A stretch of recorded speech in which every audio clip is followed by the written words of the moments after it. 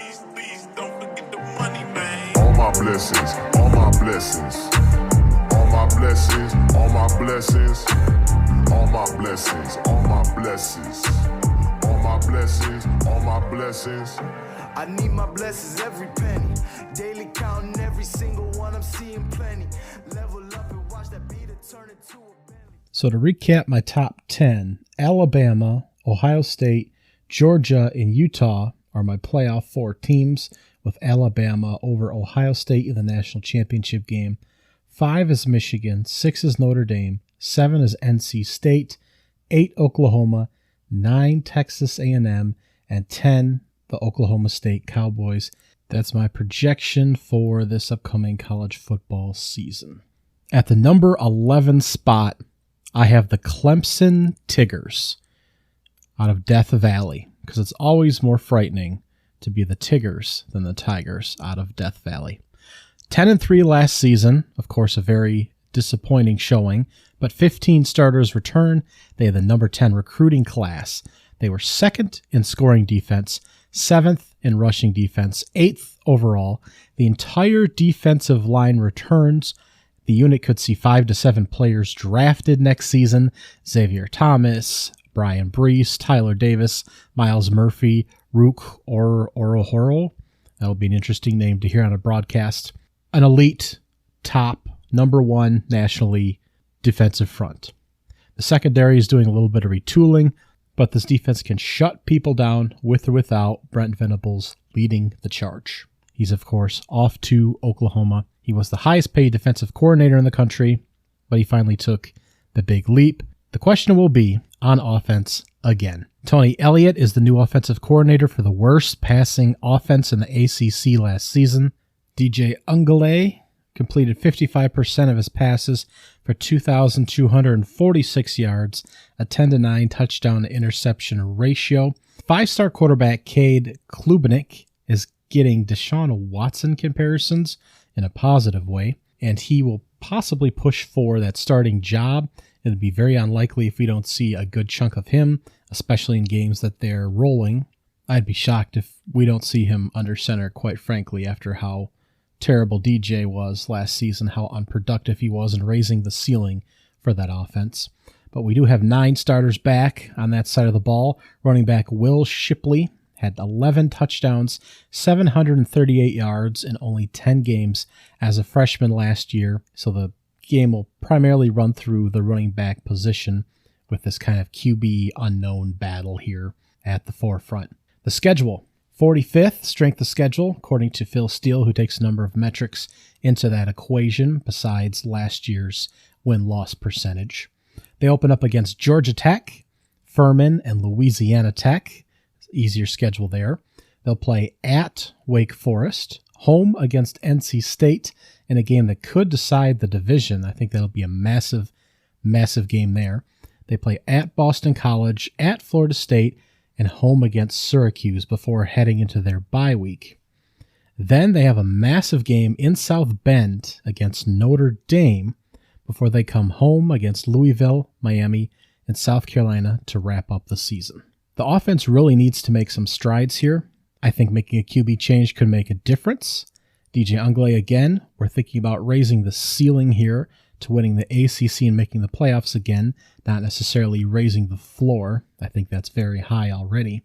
And this team is going to take losses, not loss, plural, if they can't raise what they can do on that side of the ball. Now, talking heads will point to Clemson winning 6 straight games to finish 2021 and still winning 10 games on the year as a sign of just a rough start and kind of, just needing to reamp the offense heading into this season, because they can surely hit double-digit wins again and just push for the ACC title, and they'll be ranked very highly.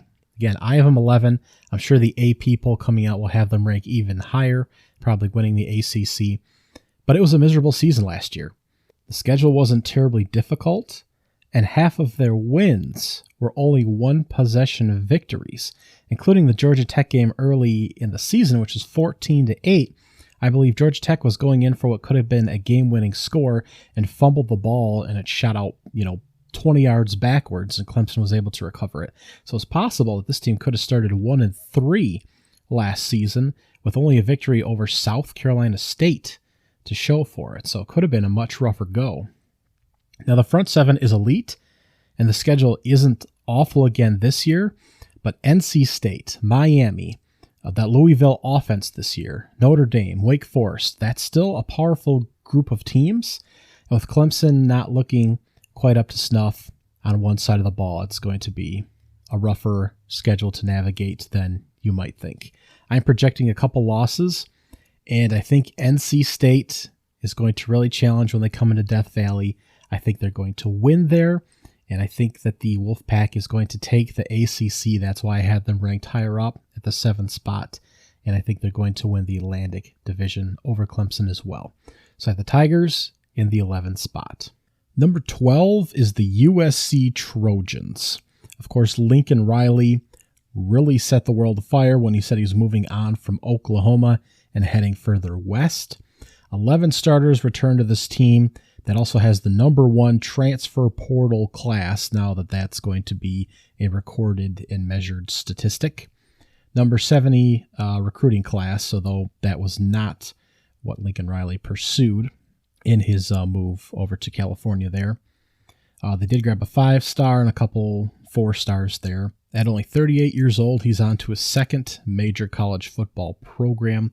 A lot of stats can be thrown out the window from this team, last year's clunker of a 4-8 squad. One of the greatest roster turnovers in the country. They're 93rd in returning production. Keldon Slavis, one of the quarterbacks last season, who's been there the last couple years, expected to really rally the Trojans, is out. He's transferred to Pittsburgh. Jackson Dart, the freshman that was brought in last season, he's out. He's transferred to Ole Miss. And actually, JT Daniels, the former Trojan as well, he'll be starting 3 former Trojans, all starting for former teams. Slavic at Pittsburgh, Dart at Ole Miss, and JT Daniels now will be out in West Virginia. So, Lincoln Riley brings with him 2 of the 5 stars that were in the transfer portal. Of course, Caleb Williams, who might be the best Pac-12 quarterback in the conference this season, but let's pause for 1 second and reflect on that. He didn't play his senior year of high school in Washington, D.C. due to COVID. He only started 7 games last season, although the Texas comeback game that he didn't start, the Red River Rivalry, was probably his greatest performance. He did have some mixed showings in that sample size, but his ceiling is very high. So he's now at his 3rd school in his 3rd different state in his 3rd calendar year, and he's only 19 years old. He won't be 20 until November. Just to kind of put into perspective what he's gone through the past few seasons. And he still has fewer than double-digit games played during that time. I'm not saying he won't explode this year. I'm not saying that I won't be watching every USC Trojan game this season. I'm simply saying let's not put him as a front runner for the Heisman at this point right now. This team is certainly going to need a gel. The other 5-star that Lincoln Riley brought in was Jordan Addison, one of the top wide receivers in the country last year. He's also 20 years old. He's coming over from Pittsburgh. Last season, over 1,600 yards and 17 touchdowns. So Williams will have a weapon right off the bat. Travis Dye is coming over from Oregon. He's the 5th all-time rusher for the Ducks, so he'll be joining that backfield. Austin Jones is coming over from Stanford, another great transfer. Jerry Rice's son, Brendan, is coming over from Colorado to play wide receiver as well. So there'll be a number of high-ceiling, potentially explosive weapons on this offense right off the bat, and that's pretty much how this team will be living. The defense will be a rebuilding job. There's some questions on both sides of the offensive and defensive line. So this is really going to be a fireworks show, which is what we saw at Oklahoma. So it's pretty much just picking up from Oklahoma and moving to Los Angeles. The Trojans open up with a home game against Rice to certainly experiment with things early. Then they'll head on the road to play Stanford in what will be a very dangerous game. The Cardinals were 3-9 last season. David Shaw is struggling there, but they do have a lot of returning production. Tanner McKee is a potential NFL prospect at quarterback. That is a dangerous game to play second week of the season on the road. That's a 7:30 ABC night game. That's Saturday, September 10th. Next, they will play Fresno State. They get the Bulldogs at home. That'll be a feisty team. It'll be an explosive offense that can go up and down the field with USC. Next, they'll play at Oregon State, home against Arizona State, home against Washington State, and a monster road game at Utah. Most of those games are winnable. A number of those teams could be wild cards. Washington State, Arizona State seems to be on the decline after a number of issues going on there and players transferring out. Oregon State had a hot start last season and kind of tanked down the line, finished 7-6. The road game at Utah could determine who wins the Pac-12. Remember, we still have divisions for the Pac-12 this year, but it's been determined that the top two teams by win percentage will actually make the championship game. So it's possible to have two teams out of the North or two teams out of the South making the championship game. But a win at Utah would be completely unexpected. So that'll be a huge game on Saturday, October 15th. They will have a bye week after that game, and then they'll play at Arizona, home against California, home against Colorado, at UCLA in the battle for LA, and they end the season at home against Notre Dame. Now, it's entirely possible only about 3 or 4 of these teams on the entire schedule are ranked at some point during the season, making this very winnable, even with questions and having to reform an entire roster full of transfers and new pieces and a new coaching staff. Notre Dame, obviously. Fresno will be feisty. Utah. They don't have to play Oregon. UCLA has a reasonably easy schedule, so both of them should have great records heading into the Saturday, November 19th game. But again, Pac-12 is going to be a mixed bag.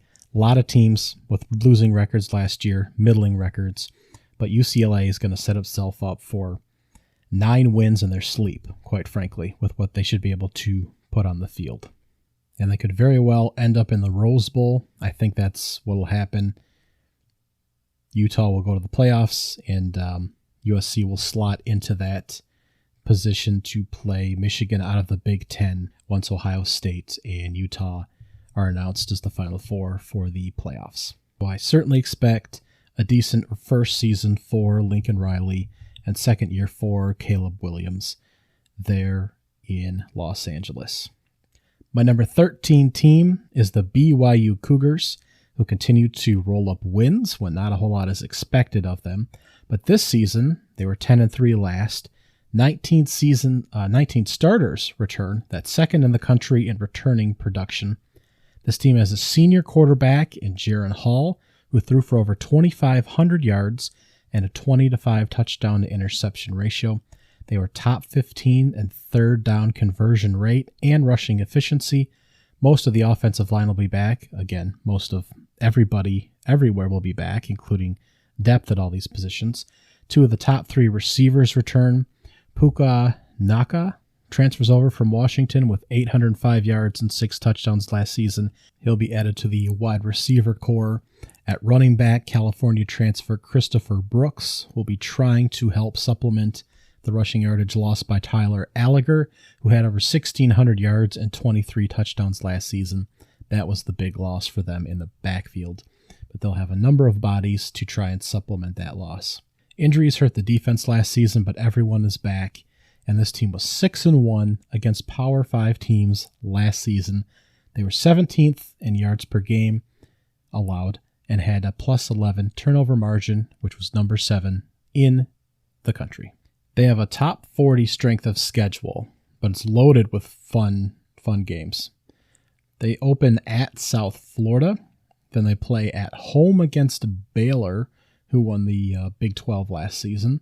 Then they play at Oregon, they're home against Wyoming, and home against Utah State on a Thursday, 5 days after the Wyoming game. Of course, Utah State won the Mountain West last season, so that's 3 out of 5 really difficult games right off the rip: Baylor, Oregon, Utah State. Then they'll take a quick bye week before heading to Las Vegas October 8th to play that Notre Dame game.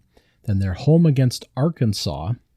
Then they play at Liberty, home against East Carolina, at Boise State, home against Utah Tech, the lone complete dud on the schedule, before ending the season at Stanford, who again could be one of these teams that surprises in the Pac-12. So again, outside of Utah Tech, maybe South Florida, Wyoming, Liberty, depending on how their seasons are going, there's at least 8 quality opponents, 8 good games worth watching on this schedule. This should be a great lineup for BYU. Now the Cougars have, again, kind of defied odds last few years, won more games than they should have, and they will be in the Big 12 soon. But this is a great showcase for them to show their abilities. They should be fun to watch. They have talent on both sides of the ball. BYU will be on my television quite a bit, and they are certainly in my number 13 spot for this upcoming season. Number 14, the Wisconsin Badgers, and I'm not super thrilled about it. Only 8 starters return from a team that went 9-4 last season. 44th ranked recruiting class. Again, they don't pull in a whole lot of big classes. They just know what they're looking for when they recruit and bring those folks in regardless of stars and attributed ratings. Wisconsin had a top 5 defense last season. They hope to do it again this year. They were number 1 in rush defense, number 4 in passing defense, 4th in points per game allowed, 4th overall. Top 30 in third down conversion rate. Now, if you did extrapolate some of this data and look at the offenses they played versus average offenses and adjusted those rates, the defense might not quite look as good. They played 7 offenses that were ranked 79th or worse last season. 4 of them were ranked 99 or worse. That's a third of the regular schedule. Still a top defense, but they play a lot of bad offenses here in the Big Ten. Again, only 8 starters return, so they're just kind of reloading here. Graham Mertz had less than 2,000 yards at a quarterback last season, 10 to 11 touchdown to interception ratio, and he's the unquestioned starter. He was last season. He's been a disappointment for the past 2 years. He was the highest ranked quarterback out of Wisconsin that Wisconsin has ever brought in, and it's just been a terrible disappointment to see him play, quite frankly. The offense will be run behind sophomore running back Braylon Allen, who had over 1,200 yards and 12 touchdowns at 6.8 yards per carry last season, behind the offensive line that returns most of its starters, which is a majority of the starters in general. So this will just be running the ball per usual for Wisconsin. The schedule starts at home against Illinois State, home against Washington State, home against New Mexico State. Washington State and Wisconsin obviously will be a great game. Complete different contrast in styles. Washington State will have to fly cross country here. About as easy a non-conference slate as you can imagine here. 3 straight home games. They'll go to Columbus for Ohio State to start conference play. Then they'll plow through October with Illinois, at Northwestern, at Michigan State, and home against Purdue. They'll take a bye after that. Then they'll play Maryland at home and fist fight through the difficult back end of the Big Ten West, at Iowa, at Nebraska, and home against Minnesota. And those are going to be the 3 teams competing with them to win that division. If Maryland is the worst Big East draw on the schedule, it's pretty tough. At Michigan and at Ohio State is obviously brutal. Maryland's going to be able to throw the ball. That's a tough draw around there. The tough West games are split. Home against Purdue and Minnesota, at Iowa and Nebraska, and it's going to be a fist fight for the Big Ten West towards the end of the season there. So you trust that this team isn't going to be completely crushed, and they'll be able to pick up the wins. And I didn't have them slated to win the Big Ten West originally. I really wanted to fight for Purdue, who we'll get to later. Iowa, again, isn't going to be able to field a real competent offense. Nebraska's made a lot of changes. I'm going to be excited to see what they can do. But again, it's hard to just pencil them in over some other teams after the atrocious season they had last year, even though a lot of bounces of the ball didn't go their way. Minnesota's been in a position to win the Big 12 West twice in the past 3 years and has fallen apart in the last couple weeks of the season. So Wisconsin, with as few starters returning as anyone, with absolutely no passing game to be excited about, and a tricky schedule, I think is somehow going to end up going around 9-4 again, 8-4 in the regular season maybe, and somehow winning the West. I don't like it, but I have them here. at the number 14 spot. If I can get anything out of Mertz, and he's an average quarterback and not a liability, he's got a new offensive coordinator coming in, then we'll see what Wisconsin can do. But I wrestled Purdue out of the spot, and I wrestled everyone else out of winning the Big Ten West in order to push Wisconsin up.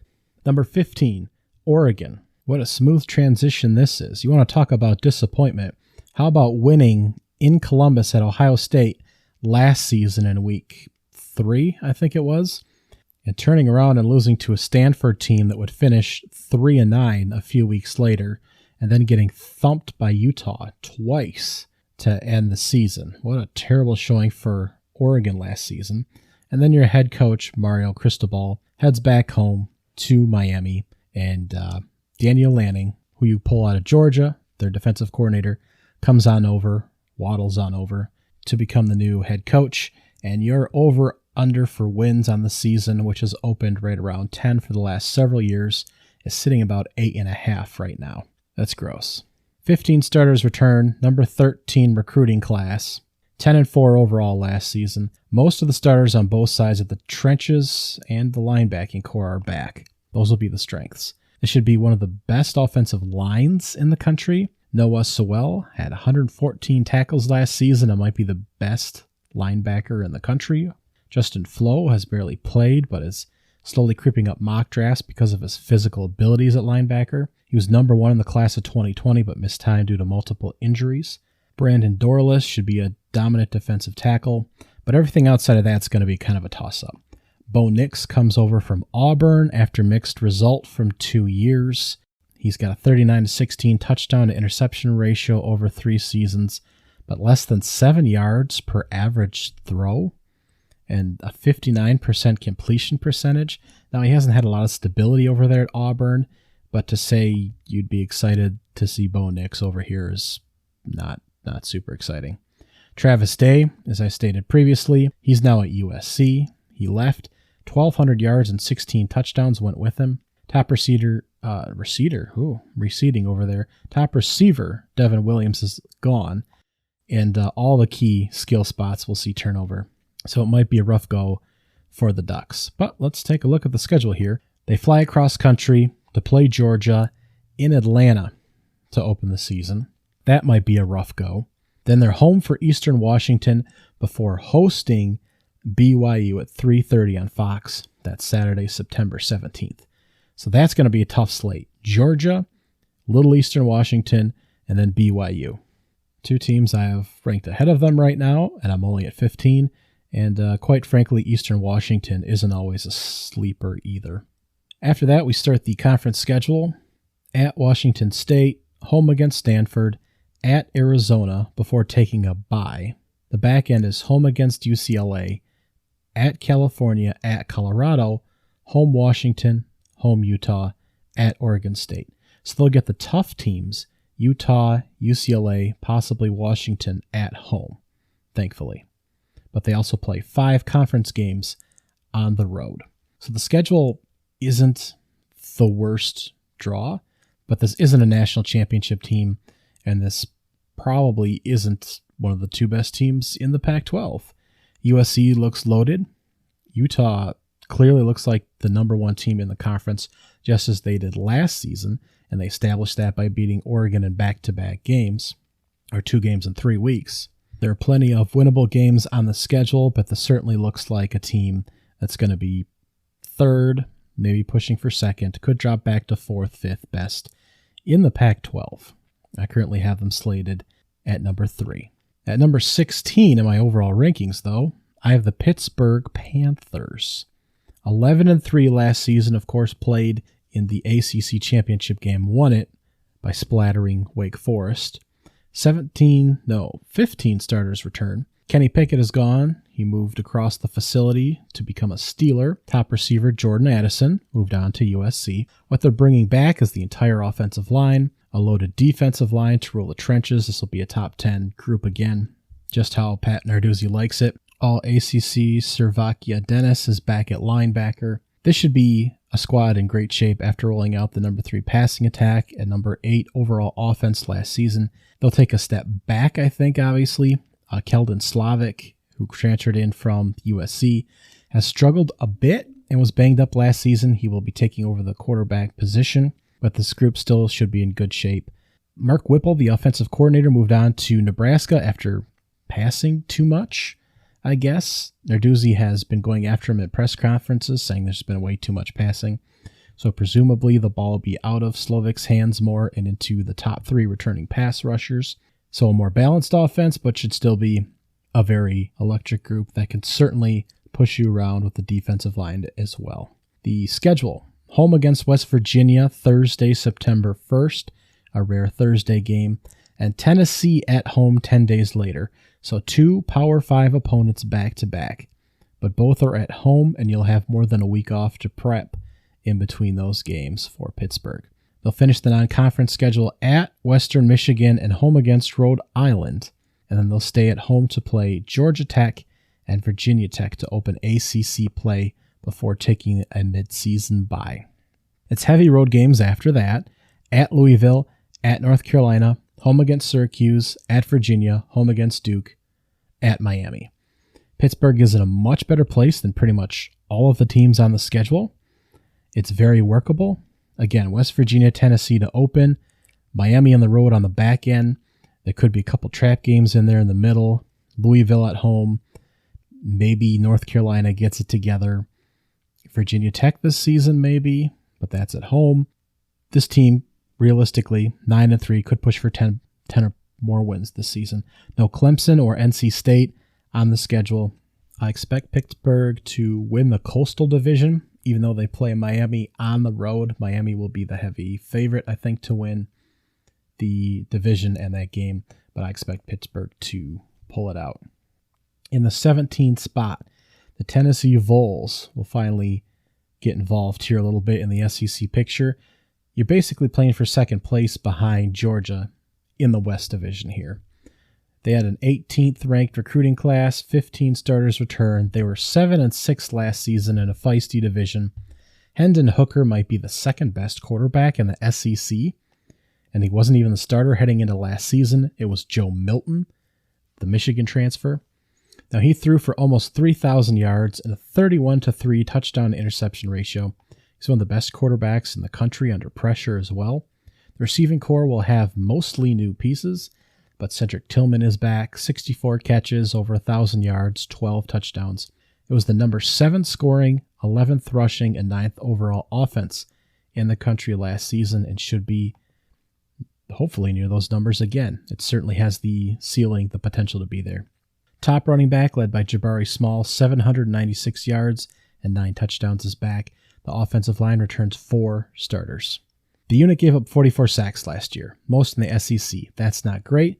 They'll have to improve. They'll have to make some adjustments. Can't have Hooker getting crushed. It's still amazing he's one of the best quarterbacks in the country under pressure because he had to do that a lot. The defense had difficulties last season generating a pass rush, so there was issues on both sides of the trenches, which is not good in SEC play, obviously. Stopping opposing defenses in general was a problem for Tennessee, but I think that they'll make a step forward this season. They'll be senior heavy. They're returning 7 starters on that side of the ball. They did have the second best punter in the SEC last season, Paxton Brooks, and a solid kicker, Chase McGrath. They'll be back as well, so hopefully they can cinch up some of the special teams, that third phase that isn't always talked about. Strength of schedule is 27th. They open with Ball State at home, then play at Pittsburgh. They lost 41-34 last season. That's when Hendon Hooker took the starting job from Joe Milton. Then they get Akron at home. Then they play at Florida before taking a bye week. Florida is one of the teams, along with Tennessee and Kentucky, fighting for second place in the West behind Georgia, possibly disrupting Georgia's flow there. They'll wrap up home against Missouri, at South Carolina, at Vanderbilt, in a winnable trio of games there. So this team will put up points again. I think the defense will improve, raise the floor at least, if not the ceiling, in what they're giving up. I predict, again, they'll finish behind Georgia. They do have Florida and Kentucky they're competing for, possibly South Carolina with Spencer Rattler in those spots. They do get Florida and Kentucky at home, Both of those teams have tough non-conference schedules as well, or tough opponents. Tennessee improving and navigating that tough SEC West and finishing 17th. Let's go to another complex situation in the Big 12. I have Oklahoma and Oklahoma State in the top 10. I have Baylor down here at number 18. They won the conference last year after being projected to finish much lower. 12 starters return, 37th ranked recruiting class, 12-2 overall last season. Blake Sharpen will be a solid quarterback. He logged some time after Jerry Bohan was hurt last year, and then he beat him out for the starting job this season. So Bohan transferred out to South Florida, took his neon green, went from neon green Baylor to neon green South Florida. He went from the Bears to the Bulls. The job is now Shappen's. So the offensive line will return a few 5-year players. Should be solid. They're retooling the skill position players, but the defense is what's going to be key. 10th in scoring last season, 17th in rushing, and they had a plus 13 turnover margin that was good for 3rd in the country. So win in the trenches. Don't turn the ball over.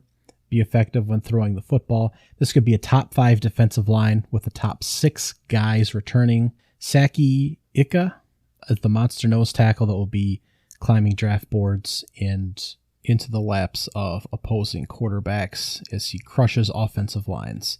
And I'm sure I did not say his nose correctly, but you will know him when you see him. The schedule. Bears will play a tough early game week 2 against BYU on the road, but that game is sandwiched between Albany and Texas State. So there's a couple easy gimmies there and one toughie in BYU, the Cougars. They have 5 road games in conference. Iowa State, West Virginia, Texas Tech, Oklahoma. Those 2 are back-to-back, Texas Tech, Oklahoma, and then Texas. So the home dates are Oklahoma State, Kansas, Kansas State, and TCU. It's not the most difficult schedule, but it's not the easiest either. It's ranked 40th per Phil Steele. But again, maybe Coach David Armanda is underrated heading into his 3rd season in Waco. But I do have them bunched up with my number 19 selection, TCU. The Horned Frogs, the Horny Frogs out there. 18 starters back, 45th in recruiting. They did roll in 4 stars despite losing Gary Patterson after many decades. They were 5-7 last season. Sonny Dykes just moves over a few cities from SMU after Patterson there is kicked to the curb. The passing attack and secondary will probably be the strengths. 10 on offense returning. Senior Max Duggan, who has 29 career starts, will probably be the starting quarterback, and he'll have Quentin Johnson, who's one of the top receivers in the country, to throw to. He had 33 catches, 634 yards, 6 touchdowns last season, but again, he'll have a much expanded profile this year. Almost all of the skill position players and depth at running back is back, minus Zach Evans, who skipped off to Ole Miss. He will be a huge loss. We'll get to Ole Miss shortly. There's NFL talent. Tre'Vius Hodge-Tomlins has been one of the best corners in the country for a couple seasons. TCU did give up the 3rd most sacks last year and didn't do much sacking. Again, problems on both sides of the trenches, kind of the opposite of Baylor, where that will be their strengths. This could be a very sneaky team this season, but they will need to see some improvements. At Colorado, home against Tarleton, at SMU, and Sonny's return to Dallas will be the non-conference schedule. All games you need to win, but 2 on the road will be tough. There's a bye week between Tarleton and SMU, which is way too early. They get Oklahoma, Oklahoma State, and sleeper Kansas State at home. They'll play at Texas, at Baylor, home against Iowa State to end the season. West Virginia and Kansas are also home games tucked in there, which isn't bad. You like the easier teams on the road, obviously, and the tougher teams at home to give you a better shot at them. And they get 5 total conference games with Texas Tech slipping in there as well at home. So only 4 away. And a winnable non-conference schedule, even though 2 are on the road. And the bye week's kind of dicey in there. But it's a doable schedule if they're able to get some things clicking here. They could get crushed in the trenches, but they can score points. They can play some defense on the back end. I just think some things need to be cultivated here. Sonny Dykes can do it. They really just need a breath of fresh air. I think they can pull some upsets in the Big 12, And obviously, I think they can pull quite a few if I have them up here at the number 19th spot. The TCU Horned Frogs like to see that purple on the field, purple with some of that red and black, like those uniforms. Love to see them winning some games this season. Now, my number 20 spot, the Purdue Boilermakers. 14 starters return. They brought in 4 4-stars for the 38th ranked recruiting class. They were 9-4 last season. Quarterback Alex O'Connell is back for his 3rd year as a starter, 6th year on the team. He might be the second best quarterback in the Big Ten heading into the season. Might be second best quarterback heading out of the season. And he plays in a division where you can't score the damn football. Wisconsin and Iowa are 2 favorites to win the division, but don't have threatening quarterbacks. We discussed Wisconsin already. If you can put 3 touchdowns on the board, those 2 are in jeopardy. Minnesota will presumably be in the mix as well. O'Connell had 3,700 yards last season and a 28-11 touchdown to interception ratio. His top receivers are gone, but Milton Wright should be back. He's had some academic issues. He had 57 catches, 732 yards, and 7 touchdowns last season. Quite frankly, if you have a good quarterback and some talent with potential, you're going to score some touchdowns. Tight end Payne Durham had 45 receptions, 467 yards, and 6 touchdowns as well. The Boilermakers couldn't run the damn ball last year. 3.7 yards per carry. That didn't do anything to help supplement what they were doing throwing the football. King Duro is back at starting running back. They'll infuse some transfers in there behind what should be an okay offensive line. And again, this team went 9-4, pulled some upsets, hung with some teams last season. Hopefully that offense can elevate what they were doing off of last year. The defense wasn't bad, even by Big Ten standards. Wisconsin, Iowa, Penn State, Michigan, Minnesota, all coming to mind first, of course. They were top 20 in 3rd down conversion defense. Again, matching up against a lot of offenses that couldn't produce. It wasn't as difficult to shut them down on 3rd down. They were solid in preventing big plays as well, though, of 20-plus yards. They ranked towards the top of the country in preventing big plays. Some of that could be scaled back, unfortunately, losing some of the pass rushers that they did. Kendron Jenkins looks to be the next great force in that defensive line after a good freshman season, so they will need to see some players kind of step up. So there aren't a lot of great projections on that side of the ball, but again, offense is where it's going to live. The defense is not going to be bad, and that's a very broad term, but it's not going to be at the top level that some of these Big Ten defenses are either. The non-conference schedule is easy. They avoid Ohio State, Michigan State, and Michigan, and they get one really challenging opponent out of the East at home. So it looks like this. Penn State at home and a huge opener on a Thursday night. September 1st on Fox. That should be everything. Everyone should be watching that game. It's not going to determine how they do in the West, because that's the East-West Big Ten matchup there, but it'll be huge to see what those two might look like moving forward in the season. Next is the non-conference slate. Home against Indiana State, at Syracuse, home against Florida Atlantic. They should be able to run through those squads. The tough part, 4 squads competing for the West Division, at Minnesota, at feisty Maryland out of the East, home against Nebraska, at Wisconsin, then a bye week, then Iowa after the non-conference slate. That is going to be the tough stretch right there that's going to determine whether Purdue's season is a great success and a step forward or not. They certainly won't come out of that stretch unscathed. 3-2 would be great. Anything better would be phenomenal. They'll finish up at Illinois, home against Northwestern, at Indiana, in games you would hope that they would go 3-0 and wrap up the season on a high note. So I project Purdue to finish second in the Big Ten West and to end up somewhere around 9 wins again. They have won 4 of the past 5 games against Iowa and the last 2 in Madison, Wisconsin, so that does kind of bode well for what they're looking to accomplish this season. And there are a lot of question marks on other teams, especially on the offensive side of the ball. So Purdue has a shot at a Big Ten championship appearance, and I am boiling up this season with the Boilermakers. Number 21 slot. I've got a non-Power 5 team here, the Houston Cougars. 13 starters back, 12-2 last season. Cincinnati and Houston will be competing for the AAC again, with the Bearcats clawing out a win over the Cougars last year for a playoff spot. UCF will be in the mix again, the good old Knights. SMU, Memphis, the Austin, East Carolina Pirates will all be making things interesting. Navy is in there as well. Is there a trophy for the winner of the East Carolina Pirates and the Navy Midshipmen? That would be fantastic. Could be 2 battleships going to war. We also have the Tulane Green Wave and the Tulsa Golden Hurricanes in the conference. Just lots of water themes going on. They need some aquatic themed games and trophies and stuff in that conference. I like that. I'll have to do some more research. Anyways, Houston. Squad was 15th in scoring last season, 23rd in passing. Returns quarterback Clayton Toon, who threw for 3,500 yards and 30 touchdowns. Nathaniel Dell had 12 touchdown receptions last season, returned as one of the top receivers in the country. 3 transfers from Power 5 schools will be joining what could be a top 10 passing attack nationally. The offensive line will be a little fuzzy. 2 starters are coming back.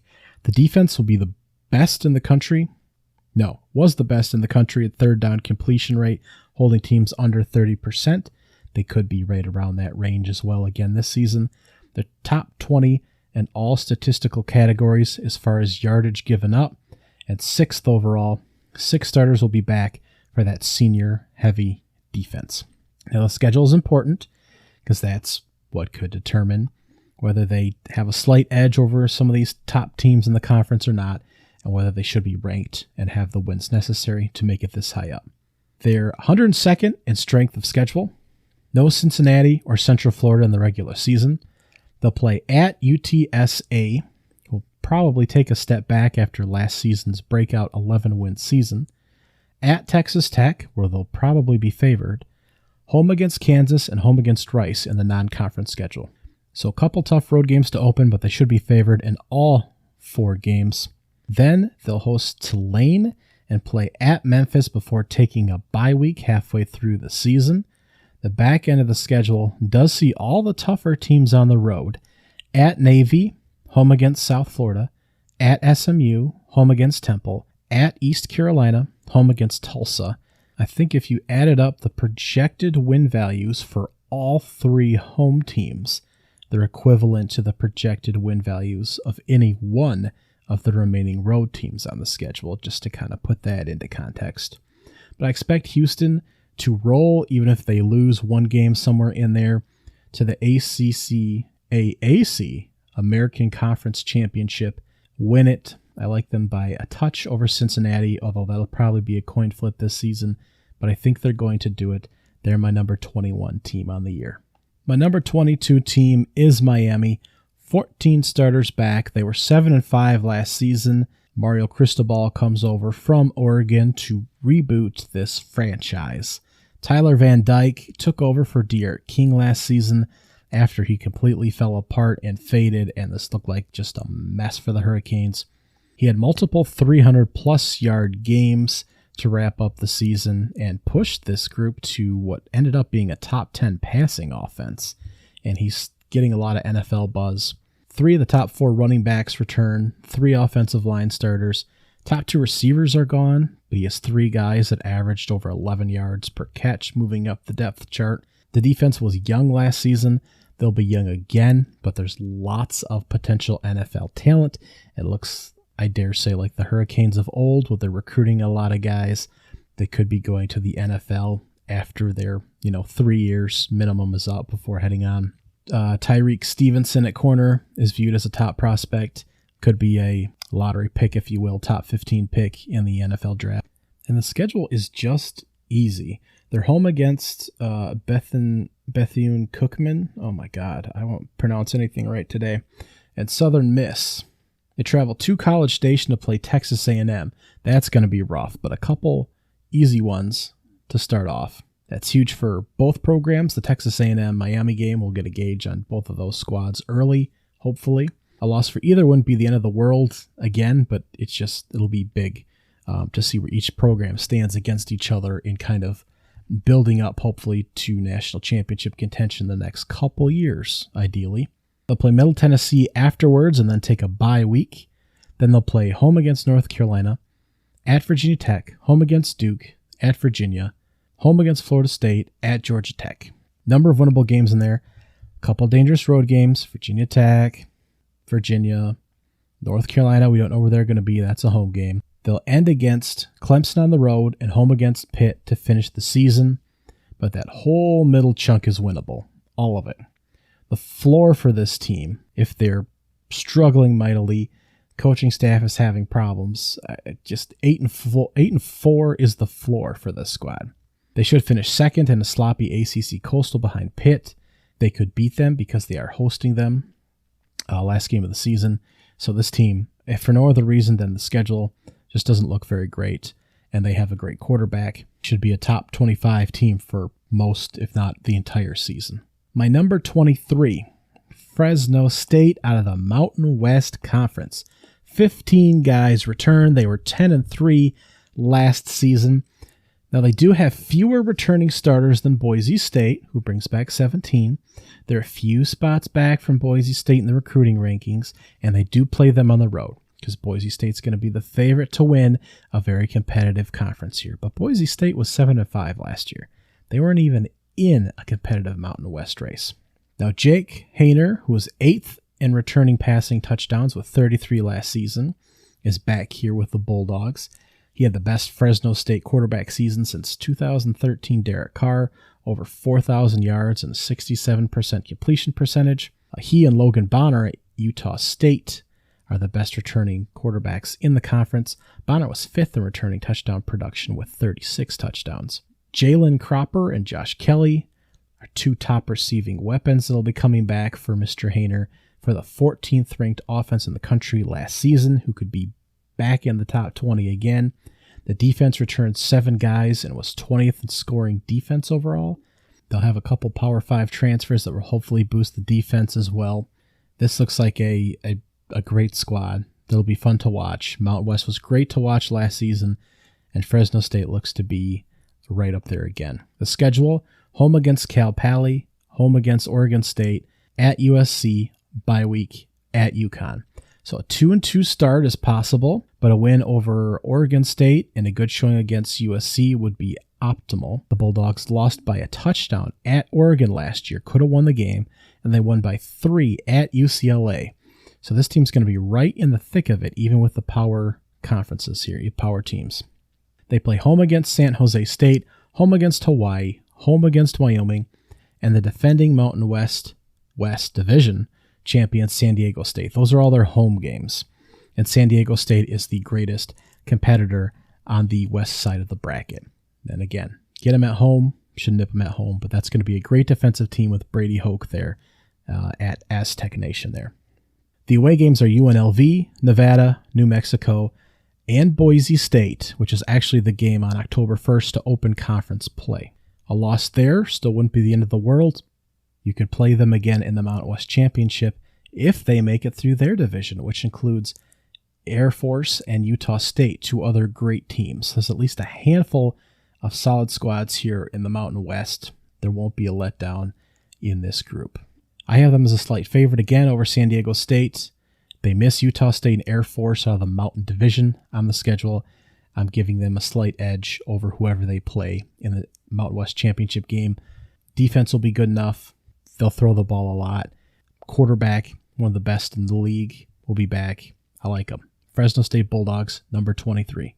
As we're getting towards the back end of the top 25, there are a lot of teams that I was thinking about here. Ole Miss is who ended up slotting in. 10-3 last season. I forgot how many times they were in the top 10, in the top 15. 12 starters are back. Obviously, they're missing Matt Corral, who's moved on to the NFL. Second in transfer rankings. They brought in 9 4-stars out of the transfer portal. Lane Kiffin, of course, hitting that pretty hard, bringing in guys, reloading. He was a fun, innocent bystander. I don't know, I should say innocent bystander to the Jimbo Fisher, Nick Saban back and forth this summer, and had plenty of funny comments about NIL and the transfer portal. Always a fun guy. 27th ranked recruiting class. half a dozen 4-stars coming in. Jackson Dart, who got a few games under his belt as a true freshman last year on a garbage USC team that went 4-8. He will be moving into Matt Corral's place, and he might just flip the ball for 5,000 yards. Maybe. The rushing production is gone and will be reloaded with TCU's Zach Evans, who I mentioned previously was a monster for the Horned Frogs. SMU's Ulysses Bentley IV will be coming in as well, so they will have a number of backs to get involved who can catch passes as well.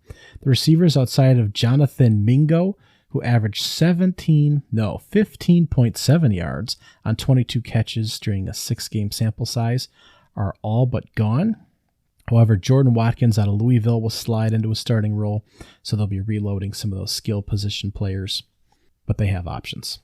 Offense was 24th in scoring, 12th in rushing, 22nd in passing, 6th overall last season.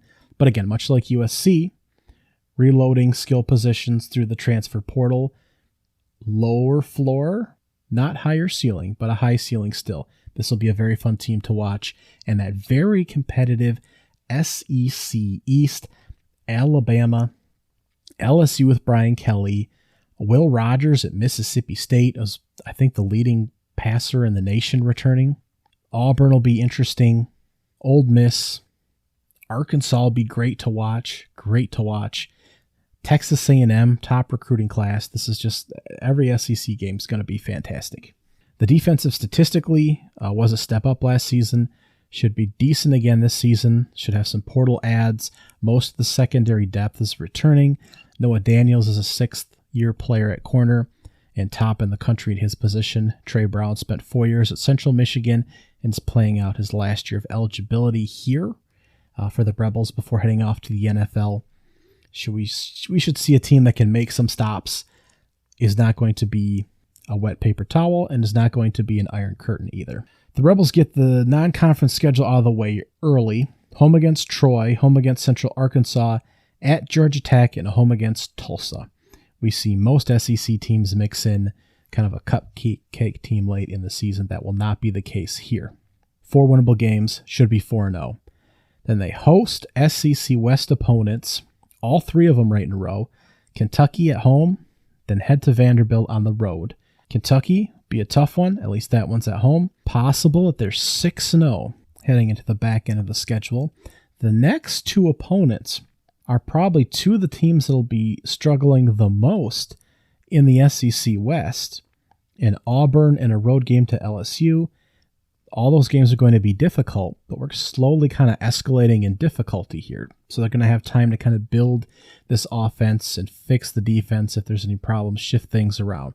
So Auburn, then a road game to LSU. Worst case scenario, I think they're 6-2 at this point. Then they'll play at Texas A&M before taking a bye week. That'll be a rough game. They'll finish up home against Alabama, at Arkansas, home against Mississippi State in the Rivalry Egg Bowl.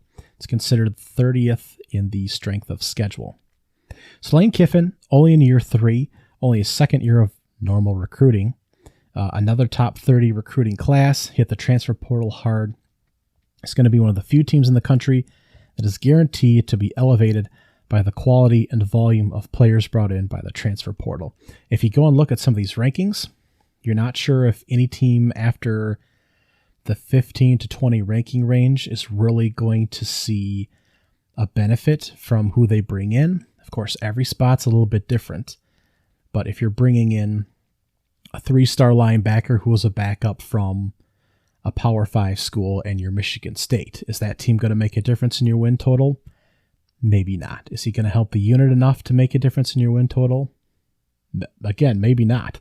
So the transfer portal rankings are going to be very interesting. Obviously, recruiting rankings directly impact. Sometimes kids overperform, underperform. There's coaching involved, but that's obviously how you're getting the bulk of your kids. And some of the transfer portal rankings may or may not impact how things work going forward. But obviously, 5 stars in the transfer portal, and Alabama got a couple, USC got a couple. I think Texas got the 5th, and Ole Miss 2nd in that ranking, really bringing in some impact players that should make a difference here.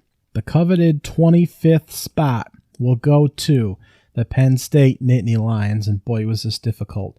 So 11 starters return for an awful offensive team. Now Michigan, Michigan State, Ohio State, Penn State, all in the same division. Maryland will be looking spry this season as well. I think Michigan State and Maryland will be in bowl games, but have more serious questions than Penn State, who finished a surprising 7-6 last season, but continues to swim in NFL prospects like wide receiver Parker Washington, corner Joey Porter Jr., and safety Jair Brown. Washington is third in the country in terms of returning receiving yards from last season, over 1,400 yards. That's only behind Jackson Smith-Jigby from Ohio State and Jordan Addison moving from Pittsburgh to USC.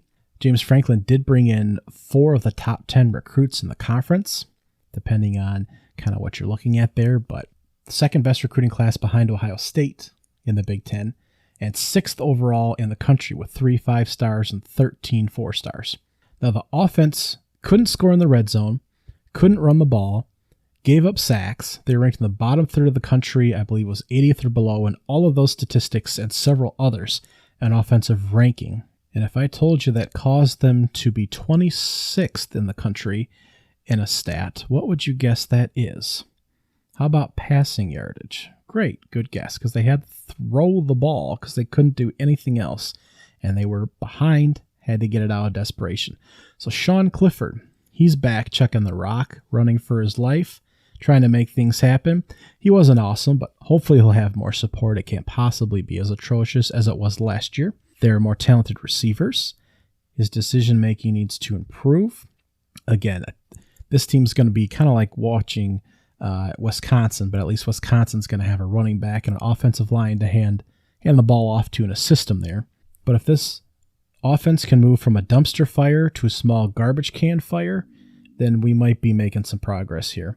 The defense was tied for 6th in points per game at 17.3, 7th in opponent's passing efficiency, 38th in yardage given up, though. It's too high.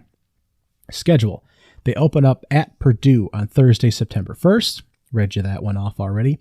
Then grab Ohio out of the MAC for a real tough slugfest there before heading to Auburn, playing on the road after the home and away, which started last season. They come back home again to play Central Michigan out of the MAC to wrap up the non-conference. The Chippewas could win the MAC conference. Favorites out there, them or Toledo, the Rockets. So just keep an eye on that if scoring continues to be an issue. Then they'll play Northwestern at home before taking a bye week, 5 games into the season. Winnable games, couple tough roadies though. After the bye, at Michigan, home against Minnesota, home against Ohio State. That's tough. November, at Indiana, home against Maryland, at Rutgers, home against Michigan State. All 4 of the home games there, Minnesota, Ohio State, Maryland, Michigan State, are losable. It's going to be a tough stretch. However, no Iowa or Wisconsin on the schedule. You split Minnesota and Purdue out of the West, home and away. You get 2 of 3 out of Michigan, Ohio State, Michigan State at home. But Auburn's going to be a tough draw, and this team needs to fix pretty much everything on offense. But I'm still putting them up there at the number 25 spot because, my God, they keep rolling in talent, and they just can't be that bad for this long. Sitting at 500 over the past 2 seasons. Yikes. Well, I hate these splits already. 5 Big Ten teams, 5 SEC teams, 4 ACC, 4 Big 12, 3 Pac-12, 1 AAC, 1 Mountain West, and 2 independents is where that breakdown lies. It seems a little high on ACC teams, maybe too low on SEC. We'll see. Those are the projections for right now. I went through about close to 50 teams in and out of my 25 here. I'd love to know what other people have if they truly sit down, look at some of the returning production, what they think is replicable, and schedules coming up. Of course, it's not all in any of those things. I had Texas, Minnesota, Louisville, Wake Forest, Cincinnati, UCLA, Florida, Kentucky, Arkansas, Coastal Carolina, UAB, Appalachian State, Michigan State, Louisiana, all teams I was looking at. Texas will surely be in the top 25 preseason AP poll. Quentin Ewers, I'm excited to watch this team, and I will mention them in another podcast coming up where I'm talking about the most exciting teams to watch, I think. We'll see what Texas can do. Obviously, I have 4 Big 12 teams projected over them right now. Minnesota, I've talked about at length, will be in the mix here in the Big 10 West. Louisville, Malik Cunningham will be the returning quarterback as a starter for the 3rd or 4th year, a dual threat guy. He's exciting to watch, but damn, the team has not won in a very long time. And I think he's been there since Lamar Jackson, if I'm working off the top of my head here. He's been there that long. The team was 6-7, I believe, last season. They've got a lot of returning production, especially on the offensive side of the ball. They've had a number of receivers leave. I've mentioned 2 that have transferred to teams on my top 25, but they still have a lot of guys coming back. That could be a very good offense in the ACC, which has more potential for wild cards outside of Clemson and NC State. Wake Forest, of course, ACC championship game last year. Offense should be good again this season. Cincinnati will be back in the mix in the American Conference. UCLA, Dorian Thompson-Robinson back for his 6th season, 4th year as a starter, I believe, for UCLA. Conference schedule, again, much like the ACC, we expect some of the middling teams to be a little bit better being relative, but are they going to be national championship contenders? No. But could they push for 8 or 9 or 10 wins just because they're a little bit better than everyone on the schedule? Sure. The other end of that is they don't have a whole lot of returning talent. So UCLA could push for 9 wins or could end up around 5 wins. It's going to be a wide range, but they have one of the most veteran quarterbacks returning for that squad. Florida and Kentucky will be right there with Tennessee fighting for a spot under Georgia. Maybe one of those teams will take them down. Florida, new coaching staff, obviously. Kentucky, let's not forget, won 10 games last year. Will Levy could be an NFL quarterback. Anthony Richardson is in his 2nd year at Florida as a dual threat quarterback. He could be very interesting to watch as well. Arkansas, and the other side of the SEC East, KJ Jefferson will be their returning quarterback there.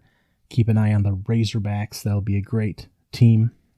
Their schedule by default is going to be difficult. Coastal Carolina loses a lot of production, but Grayson McCall's back at quarterback. Should be one of the top guys in the country. May not have NFL prospects, but will be an excellent guy to keep an eye on. UAB could win the Conference USA Championship, be involved in that mix again. The Blazers, great to watch, fun team. Appalachian State will be favorites to win the Sun Belt Conference. Louisiana obviously lost Billy Napier to Florida. Appalachian State will be in the mix there. That's still a fun conference. Coastal Carolina plays in the Sun Belt. Louisiana's in the Sun Belt. There are teams like Georgia State, who likes to run the ball for 300 yards a game between 3 or 4 running backs. They could be fun to watch. Sun Belt has really grown over the past few years. Michigan State, I polled towards the end there. I'm not sure that some of their statistics are replicable from last year, and a lot of stuff was kind of middling. I think if anyone has to take a step back in that division, it's got to be them. Same thing as pulling Arkansas out of the SEC West and out of the top 25. Same thing as pulling down some of the other teams like Texas and Florida, Kentucky, just picking some of the other teams over them in their respective conferences and divisions. Thank you very much for tuning in. I will have more college football, including some of the top teams to watch, most exciting teams to flip to. I'm excited to do that podcast. I did it on my website, nopulp.com, last year. So I'll be speaking it this year and have some NFL stuff coming up as well. Thank you very much. I appreciate it. All my blessings, all my blessings, all my blessings, all my blessings, all my blessings, all my blessings, all my blessings, all my blessings. I need my blessings every penny. Daily counting every single one, I'm seeing plenty. Level up and watch that beat turn into a